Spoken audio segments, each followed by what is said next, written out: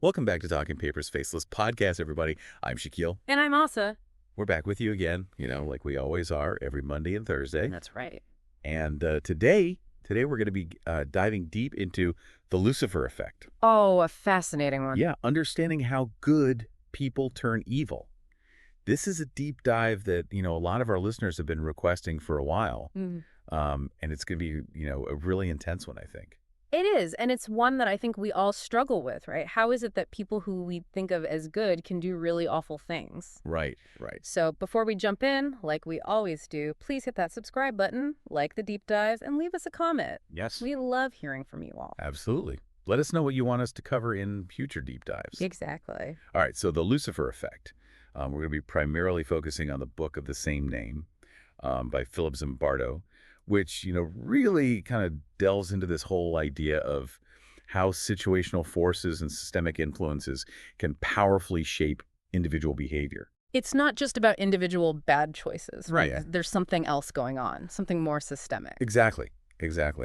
And I think one of the things that Zimbardo really emphasizes in this book is that, understanding these influences doesn't excuse anyone from immoral or illegal or, evil deeds. Right. It's not a justification. No, not at all. It's more about understanding the context, but not excusing the behavior. Right. But it does, I think, add this, layer of complexity to how we think about, good and evil. Right? Yeah. Like, where's that line? How easily can that line be blurred? Exactly. And I think, Zimbardo's own kind of curiosity about this whole, darker side of human nature started pretty early on. He talks about his own experiences growing up in what he called a ghetto sandbox in the South Bronx. Wow, that's a very evocative image. Right. And, he witnessed a lot of, violence and poverty and just, kind of the harsh realities of life. So he saw this firsthand. Right. And so, this kind of sparked this early fascination with, why people do the things they do, especially when it comes to, bad behavior or, evil. Right. And that personal experience, combined with his later training in psychology, really gave him a unique perspective. Absolutely. And, this led him to conduct, one of the most famous and controversial experiments in the history of psychology, the Stanford Prison Experiment. Right. That's the one that everyone kind of knows about, but it's worth really digging into the detail. Exactly. So for those who maybe aren't familiar, the Stanford Prison Experiment, it took place in 1971. Zimbardo and his team basically set up a mock prison in the basement of Stanford University's psychology building. They really went all out, didn't they? They did, yeah. They wanted to create an environment that felt as real as possible. And they recruited, a group of college student volunteers who were randomly assigned to play the roles of either prisoners or guards. So just ordinary students, nothing particularly unusual about them. Exactly. Yeah. They were all, psychologically screened beforehand, and they were all deemed to be, mentally healthy, average guys. So the idea was that it was the situation that would be the variable, not the individuals themselves. Right. Exactly.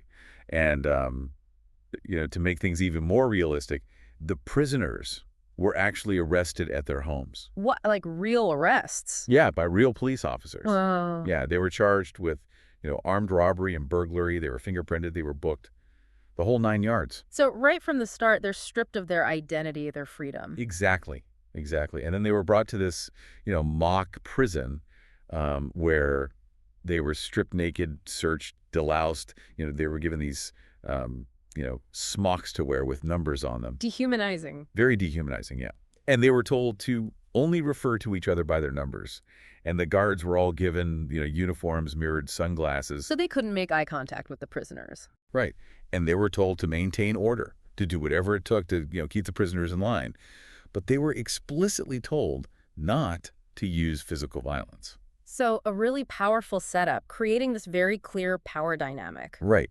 And what's amazing is how quickly things started to unravel. Yeah, how quickly did these ordinary students start to transform? It was almost immediate. Like within hours, the guards started, asserting their authority, barking orders, making the prisoners do these, pointless and humiliating tasks. Like what? Give us some examples. Like, making them count over and over again, or do push-ups, or clean the toilets with their bare hands. Oh, wow. Yeah.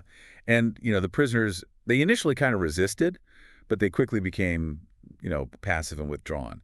And some of them even started to have, like, emotional breakdowns. So the situation was really starting to get to them. Absolutely. Yeah. Yeah. And, what's really interesting is that the guards, they weren't given any specific instructions on how to behave. So they were just kind of making it up as they went along. Yeah, pretty much. And, Zimbardo and his team, they were observing all of this, behind these, two-way mirrors. And they were just kind of amazed at how quickly this whole situation was escalating. And how did they intervene? Did they intervene at all? Well, that's one of the, most controversial aspects of the experiment. They didn't intervene initially. They wanted to see how far things would go. Oh, wow. So they were really committed to letting this play out. They were, yeah. And, things got pretty bad. There was one prisoner who had such a severe emotional breakdown that he had to be released after just 36 hours. So it was really taking a toll. It was, yeah. And eventually, after just 6 days, the experiment was called off. Only 6 days. And it had gotten that intense already. Yeah. It was just, spiraling out of control. Yeah. And Zimbardo himself, he later admitted that he had kind of gotten caught up in the whole thing. He was playing the role of the superintendent. And he said that he had lost sight of, the ethical implications of what was happening. It's almost like he became a prisoner of the situation himself. Right. Exactly. And, the Stanford Prison Experiment has been, hugely influential in the field of psychology. It's really helped us to understand, the power of the situation and how easily we can all be influenced by, our environment and the roles we play. It's a powerful reminder, isn't it? It is, yeah. It's a reminder that, good and evil, they're not, these fixed categories. We all have the capacity for both. And it really depends on the situation, on the context. Oh, the barrel that we find ourselves in. Right, exactly. And so, I think one of the key takeaways from the Lucifer effect is that we all need to be aware of these situational forces and how they can influence our behavior. We need to be critical thinkers, to question authority and to stand up for what's right, even when it's difficult. Absolutely. We need to be mindful of the systems we're part of and how they might be shaping us, both for good and for bad. Right. And so, as we always do, we want to leave you with a final thought, something to ponder, as you go about your day. Yes, a bit of a cliffhanger. Exactly. So here it is. Think about the roles you play in your own life, at work, at home, in your community, and ask yourself, how are those roles influencing your behavior? Are they bringing out the best in you? Or are they, maybe pushing you towards behaviors that you wouldn't normally endorse? And what can you do to be more aware of these influences and to make sure that you're always acting in accordance with your own values? And don't forget, leave us a comment and let us know your thoughts on this. We'd love to hear what you think. Absolutely. And don't forget to like and subscribe. We'll be back with another deep dive on Monday. See you then.